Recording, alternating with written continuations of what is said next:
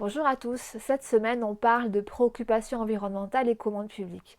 Alors, pourquoi la commande publique se veut défenseur, si on peut dire, de préoccupations environnementales? En fait, elle est un peu contrainte de le faire par les pouvoirs publics, parce qu'il faut savoir quand même que la commande publique en France c'est 10% du PIB, et 10% du PIB, mine de rien, c'est plus de 200 milliards d'euros par an de dépenser.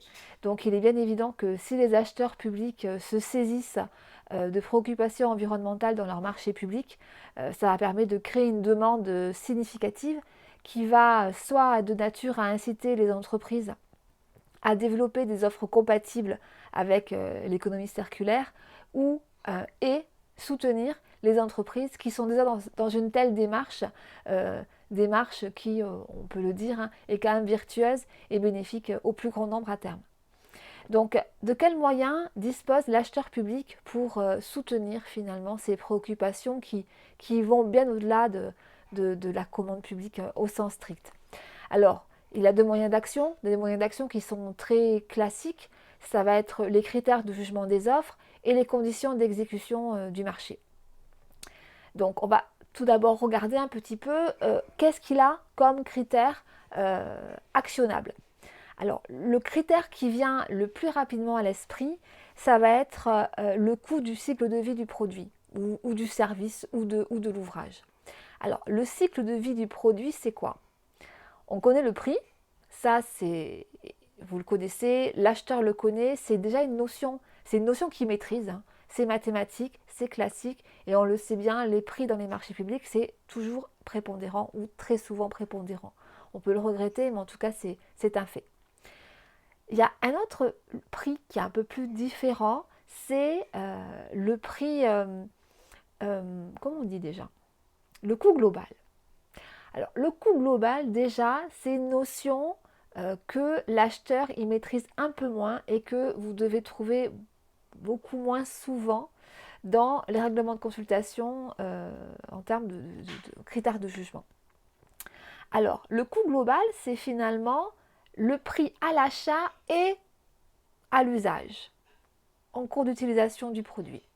Donc ça déjà, c'est un peu plus compliqué pour l'acheteur à estimer parce que, en fait, comme on ne connaît pas exactement l'usage et l'intensité qu'on va avoir à l'avance, du coup, déterminer le coût d'usage et le coût global, c'est déjà un niveau au-dessus. Et il y a un troisième niveau, du coup, c'est le coût du cycle, le coût de cycle de vie du produit ou de l'ouvrage ou du service. Alors là, ça veut dire que c'est le prix d'achat plus le coût global plus le coût après son utilisation. Donc là, on est un peu en grande expectative. Ça veut dire quoi? Ça veut dire qu'en fait, le coût après utilisation, c'est qu'est-ce qu'on fait après du bien, comment il va être recyclé, à quel prix, à quel coût, et ou alors comment il va être réemployé et réutilisé pour qu'il puisse bénéficier d'une deuxième vie, voire encore une derrière, encore une derrière. Donc là, en fait, on est dans un flou que très clairement l'acheteur public euh, avec lequel il n'est pas familier, et du coup, c'est sans doute pour ça, et ce qui explique qu'il utilise très rarement cet outil. En plus, on ne lui facilite pas vraiment la tâche, puisqu'il y a la jurisprudence sur le sujet qui nous dit que la méthode d'évaluation du coût du cycle de vie du produit doit être accessible à toutes les parties intéressées. Donc déjà, c'est pas confidentiel, c'est public. Doit être fondée sur des critères non discriminatoires, vérifiables de façon objective. Ouais. Et ne pas demander aux entreprises un effort déraisonnable quant aux documents à fournir. Donc, je veux dire, c'est beaucoup de conditions, de risques potentiels et pas beaucoup d'indications pour l'acheteur sur comment il peut naviguer au travers de tout ça. C'est pour ça que tant que l'acheteur il n'est pas un peu plus aidé sur le sujet, je ne suis pas sûre qu'on va rapidement voir émerger ce type de critères dans les prochains appels d'offres publics. Euh, Ensuite, l'autre critère, ça va être possiblement la politique environnementale de l'entreprise. Et là, il y a la jurisprudence qui dit que ce type de critère, il doit être directement en lien avec l'objet du marché ou les conditions d'exécution du marché. Donc là encore, faire un critère très générique de virtuosité de l'entreprise, finalement, ça ne tient pas parce qu'il faut qu'il y ait systématiquement ce lien qui justifie l'utilisation de ce critère. Donc on voit que déjà à ce niveau-là, les critères de jugement, c'est compliqué. On va voir maintenant si c'est plus facile pour lui au niveau des conditions d'exécution. Alors, les conditions d'exécution, c'est quelque chose qui se fait. Je pense que vous le voyez dans les marchés. Ça va être en marché de travaux, l'appellation chantier vert, qui va nécessiter un certain nombre d'engagements de la part des entreprises qui candidatent et encore plus des titulaires du marché. C'est également tout ce qui est conditions de gestion des déchets.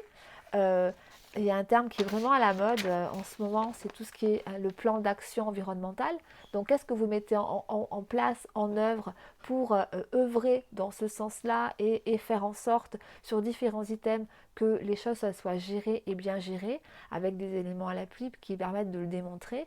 Donc, les conditions d'exécution, finalement, ça paraît être plus facile à mettre en œuvre pour l'acheteur public. Mais il y a quand même un grand frein à tout ça, c'est qu'aujourd'hui, ça reste de jolies intentions, mais ça ne reste que des intentions parce que l'acheteur public n'est pas obligé de mettre en place ce type de critères ou de conditions d'exécution dans ses marchés. Euh, il a la possibilité de le faire, mais il n'a pas l'obligation. Donc, du coup, vu que ce n'est pas forcément quelque chose qu'il maîtrise et qui est on va dire, facile à appréhender comme ça, il n'est pas sûr finalement que les choses changent beaucoup. Donc on peut s'en désoler si toi qui m'écoutes, tu es vraiment dans une démarche proactive sur le sujet, ou on peut s'en féliciter si tu n'as pas trop avancé sur ce sujet-là, en te disant bah, du coup ça va, j'ai un peu de temps devant moi. Bon, il est sûr qu'en tout cas, il y a un projet de loi climat qui arrive qui rendrait l'obligation d'insérer des critères environnementaux dans les marchés publics, mais la deadline, c'est dans 5 ans. Donc, très clairement, on a un peu le temps de voir venir et de s'organiser en conséquence.